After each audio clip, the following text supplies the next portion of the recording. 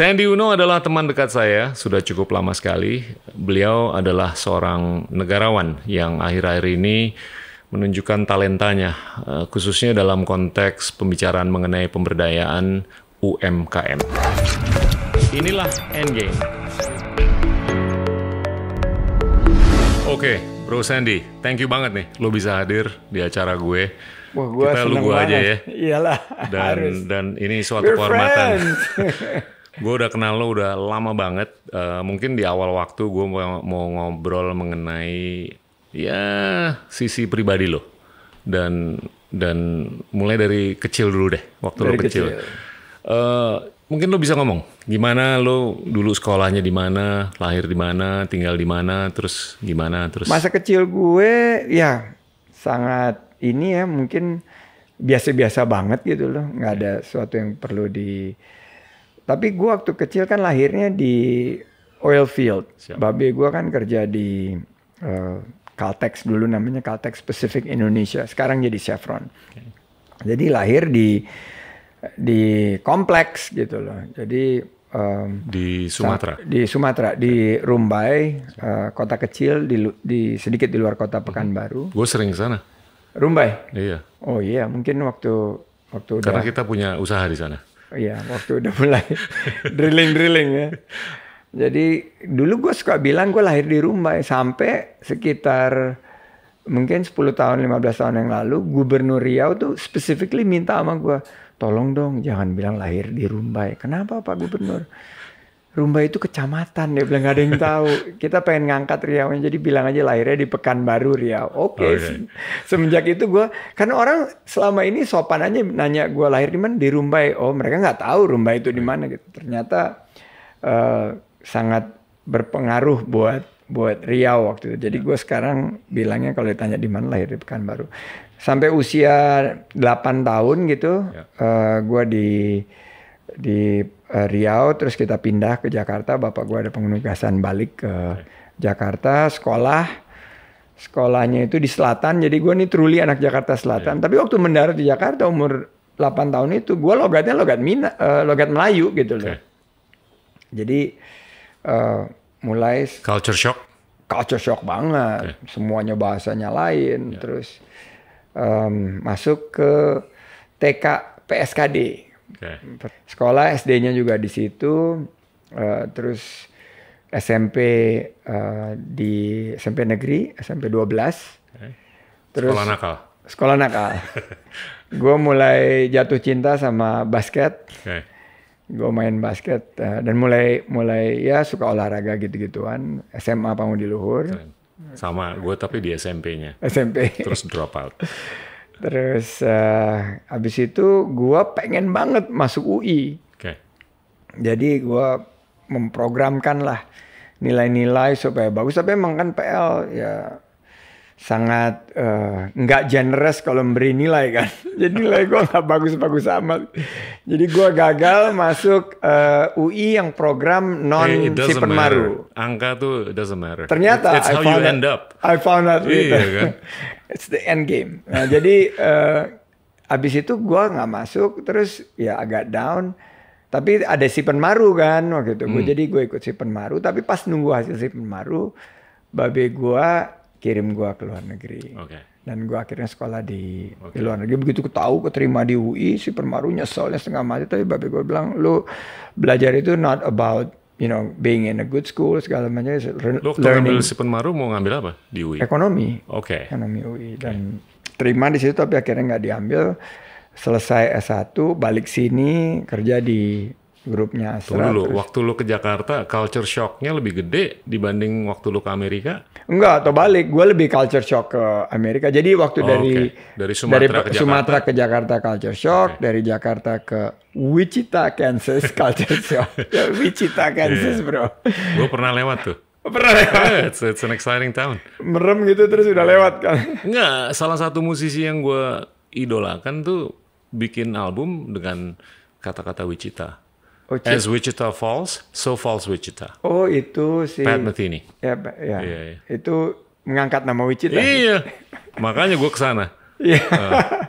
Kotanya sih ya gitulah aviation agricultural town dan gue kaget banget ke sana karena ya waktu itu kan jumlah mahasiswa Indonesia sedikit banget di sana. Terus berapa? 2? Enggak, lumayan 30. Tapi ya gue kaget, makanannya nggak cocok, dingin udaranya, terus tinggal di asrama susah. Tapi akhirnya bisa menyesuaikan. Terus akhirnya trying to finish as quickly as possible as the money dwindling kan makin. Gue waktu itu dapat beasiswa. Yeah, you did well there. Terus gue balik, mulai kerja, nggak terlalu culture shock sih balik ke sini. Terus tunggu dulu, back up. Lo waktu kecil tuh ikut pramuka nggak sih? Ikut, oh ya? Ikut. Waktu SD gue ikut. Okay. Siaga. Okay. Siaga. Masih ikut camping gue sampai itu pra jambore di Cibubur itu ya. Oke. Iya, Cibubur. Cibubur itu tempat wilayah. Jujur gue nggak ikut pramuka waktu kecil. Oh lu nggak ikut? Gue ikut. Jadi gue pernah. I was a wimp, man. Lu musik kan lo kan. Yeah. Gue ikut segala macam. Oke. Gue ikut renang, les renang. Gue ikut karate. Gue ikut. Main gundu? Gundu, Okay. Gundu, walaupun nggak terlalu jago ya gue ya, tapi gue lebih jagoan karambol daripada gundu. Tapi gundu itu gue masih ingat kita jadi sarana pertama kali gue mencoba mengumpulkan other than saham dan dan capital itu ya gundu lah pertama-tamanya. Kan kita kumpul taruh di kotak gitu. Itu sebelum gue jatuh cinta sama buku tabungan, habis itu kan Tabanas, gue suka lihat-lihat. Kalau nambah, gue senang banget. Oke. Nah, itu pengalaman lo di Sumatera, di Jakarta, di Wichita, terus balik. Menurut lo tuh lebih mempengaruhi kesuksesan lo atau pendidikan di rumah tangga? Kalau gue bilang exposure ke kultur yang berbeda itu selalu baik untuk meluaskan wawasan lo ya. Dan waktu gua akhirnya menikah dan berumah tangga itu dari culture itu yang gua pakai untuk sharing dan mendidik anak-anak gua sih. Jadi mereka harus hormati perbedaan. Karena gua kan SD di sekolah Kristen Protestan, terus SMP negeri, SMA Katolik. Jadi gue nemu terus waktu gue kuliah di luar negeri jadi minoritas karena semuanya ya kalau dibilang orang putih kan di Wichita. Jadi orang Indonesia itu sangat jarang, apalagi orang Asia aja jarang, apalagi orang Indonesia. Terus begitu balik gue kerja di lingkungan yang ya sangat beragam. Jadi itu yang kita coba mulai didik anak-anak itu supaya jadi bersiap-siap menjadi world citizen. Jadi mereka harus siap untuk bergaul dengan siapapun juga. Tapi pendidikan dari orang tua lo tuh mestinya sangat nempel kan, banget. Untuk ngaruh ke kesuksesan lo kan. Nah, pertanyaan gue justru, you believe in nurture atau nature? Nah gini. Nature, jadi gini, gue belajar, akhirnya gue lebih percaya sama nurture, karena sama. Yang paling ya you're born with something, tapi you are also equipped, dikasih banyak sekali karunia sama yang di atas ya, untuk lu develop something, untuk kita mengembangkan sesuatu gitu. Jadi kan ada yang bilang seorang yang sukses itu dilahirkan sukses atau coba dibentuk untuk bisa menjadi sukses. Gue lebih yakin sekarang ini hasil-hasil kesuksesan orang-orang yang sudah mencapai anak tangga kesuksesan itu adalah hasil bentukan mereka. Betul. Jadi mereka bekerja keras, mereka ikhtiarnya kuat, Tuhan bukakan jalan, terus akhirnya mereka bisa mencapai kesuksesan. Gue belajar sih itu. Tapi ya, again, di era COVID-19 ini, gue hati-hati banget nih sekarang ngomong nature. Gue hati-hati. Gue bukan mau ngejebak bukan. Gue hanya curious aja. Enggak, ini sekitar 10 tahun dari sekarang, rekaman ini akan keluar. Lu bilang nurture. Dan ternyata, tapi memang ini part of Tapi lu udah jadi presiden kan 10 tahun dari hari ini. Jadi lu bisa mengeluarkan peraturan apapun yang melarang orang untuk ngeritik lo.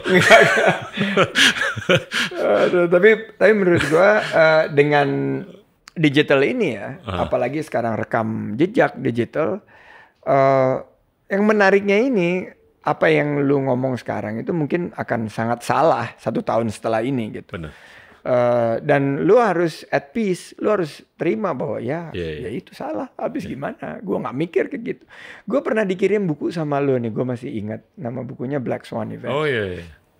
Dulu lu keren tuh. 2008. Kayaknya lu punya kepercayaan tersendiri sebelum Black Swan ini. Dan gue agak fatalistik kadang-kadang. Lu ternyata gue pelajarin untuk seorang pejabat publik berbahaya juga ini, fatalistik. Tapi gue juga belajar banyak itu, bahwa banyak banget hal yang nggak kita kontrol. Iya. There's just way too many things. Permutasinya terlalu banyak. Bener. Tapi kalau menurut gue COVID-19 ini white swan. Ini bukan black swan. Kemarin ini ada beberapa seminar yang gue datang, mulai anggapan bahwa kan awalnya black swan. Iya. Tapi ternyata banyak yang bilang white swan. Kita mestinya udah tahu early ini warning terjadi. signalnya banyak. Iya. Kalau 9/11 tuh nggak ada early warning signal, dung gitu kan. Tapi yang katanya black swan ini bukan COVID-nya, tapi dampak ekonomi dan dari sisi the exogenous shock yang terjadi ini, ya itu black swan. Terus pemerintah dunia ya. Pemerintah kita juga sih. Dalam waktu yang sangat singkat. Itu topik yang berikutnya. Itu topik berikutnya. Bukan di sini. Jadi dalam topik yang singkat, pemerintah Amerika bisa nerbitin satu policy respon kayak gitu sih, menurut gua black swan. Iya, benar. Gue mau tanya. Ini masih mengenai pribadi lo nih. Pengalaman apa yang menurut lo yang kental dengan kesalahan yang justru membawa hikmah? Gua waktu dari nobody's perfect kan? Iya pasti. I'm not perfect. Gua kalau kesini mungkin banyak yang sudah di cover, tapi karena ini kita bicara masa kecil gua.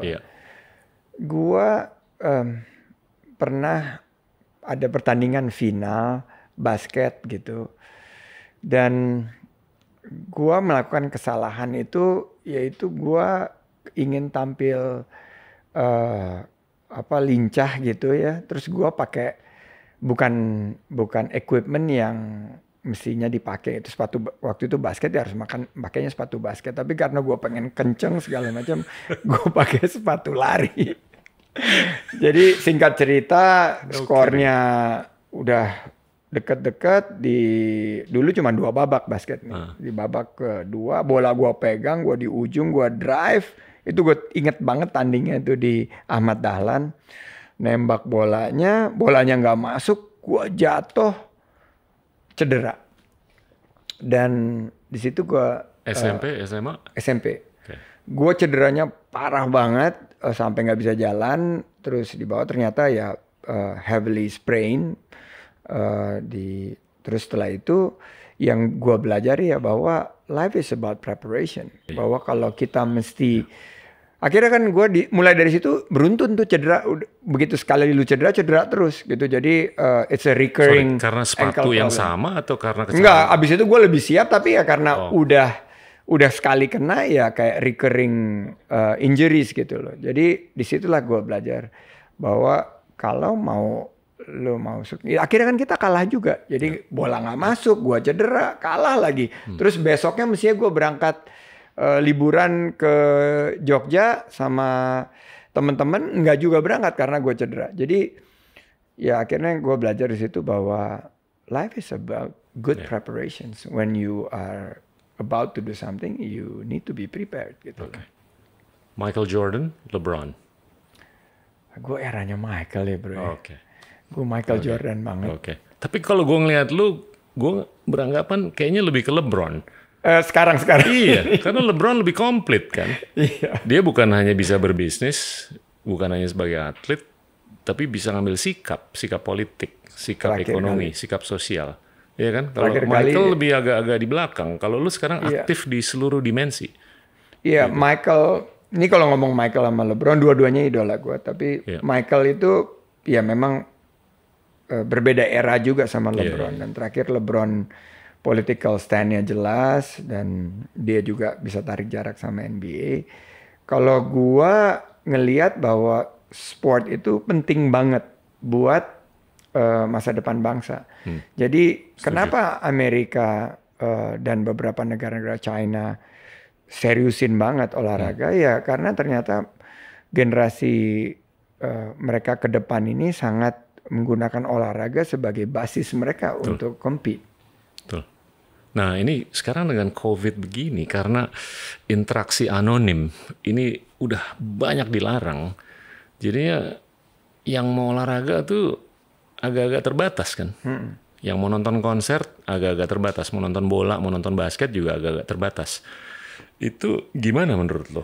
Sebelum ketemu vaksin dan obat yang ampuh ngadepin COVID sih ini bola susah ya buat industri olahraga, buat industri permusikan. Tadi baru aja ngobrol sama putranya Pak Peter Gonta. Jadi si Dewi, François. François. Jadi François cerita tentang Dewi. Gimana ada solusi nggak? Ya berat, bro. Ya berat, tapi memang akhirnya hibrid gitu, ada acara mungkin 30 yang datang terus sisanya 1000 pakai digital virtual. Mungkin seperti itu, tapi itu juga nggak ideal. Jadi menurut gua sih ya kita sabar lah. And maybe this virus COVID-19 ini mengingatkan kita untuk slow down. Karena ternyata pas kita slow down banyak sekali hal-hal yang kita nggak lihat.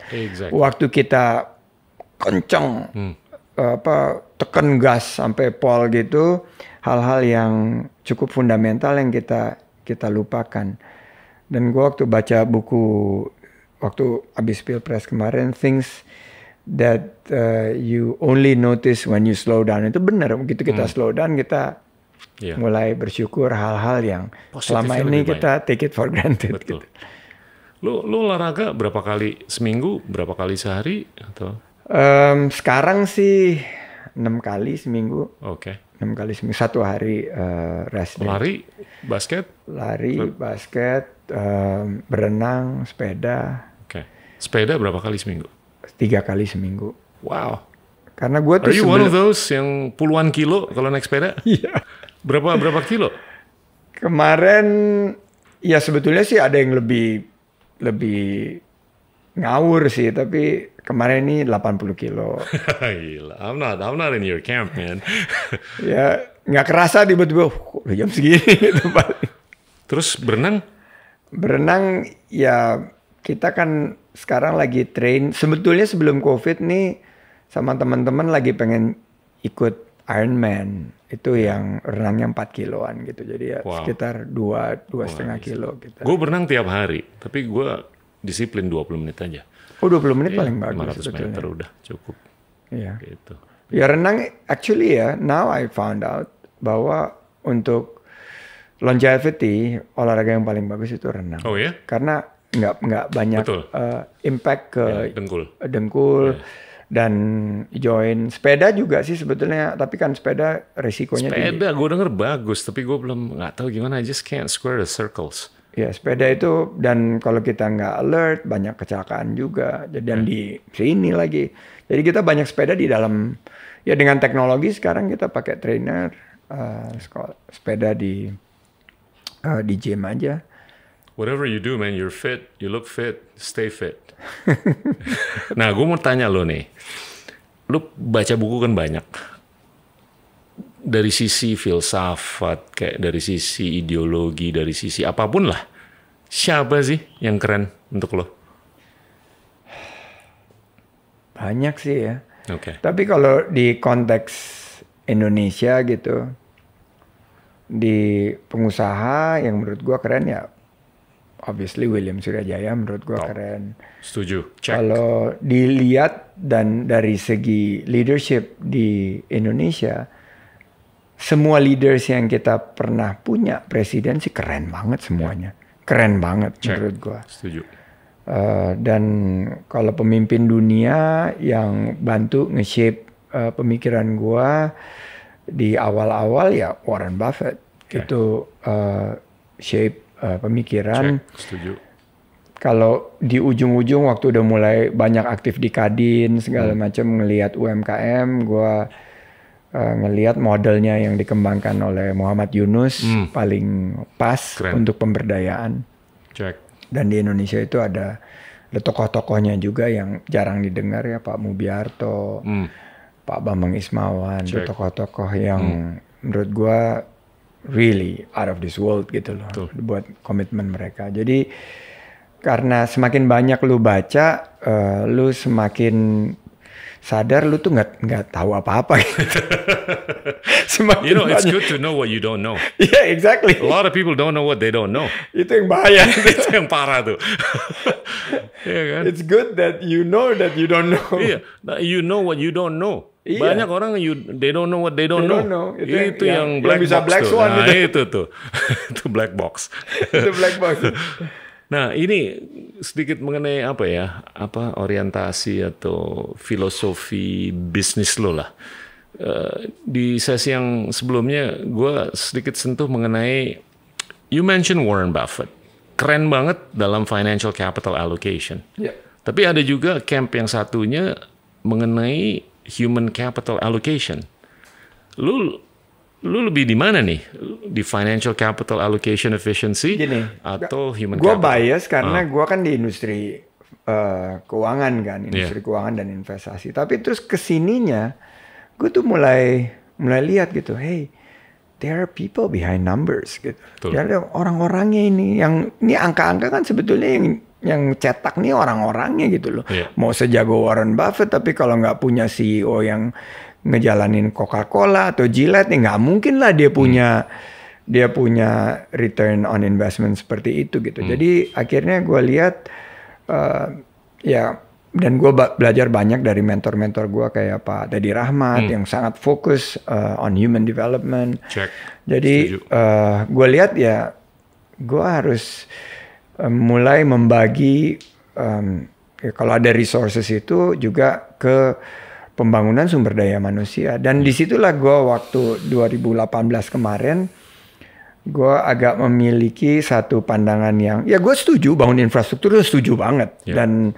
Tapi gue berpendapat waktu itu bahwa kalau gue punya 100 rupiah, itu alokasi pembangunan sumber daya manusia gue akan lebihin. Yeah. Karena kalau sumber daya misalnya infrastruktur atau sumber daya yang lain itu bisa didanai sama non-government resources.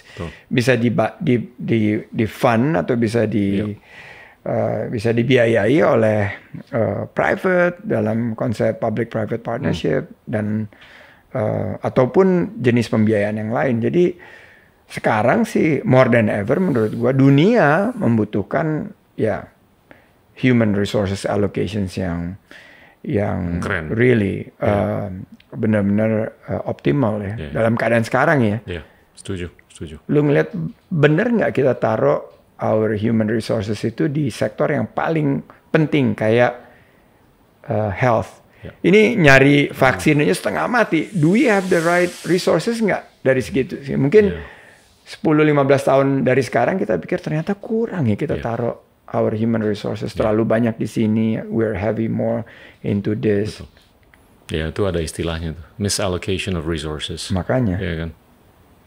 Dan dampaknya itu bakal very very long term, very long term dampak itu bahaya menurut kita dan the make or break of an entire nation bisa at risk gara-gara kita misallocate resources kita. Itu di akuntansi ada istilahnya juga tuh, Sen. Deferred cost. Inilah Endgame. Episode Endgame berikutnya. Gimana kalau kita memainstream UKM ini? Karena UKM dulu itu penting, tapi jargon. Jadi cuman jargon politik.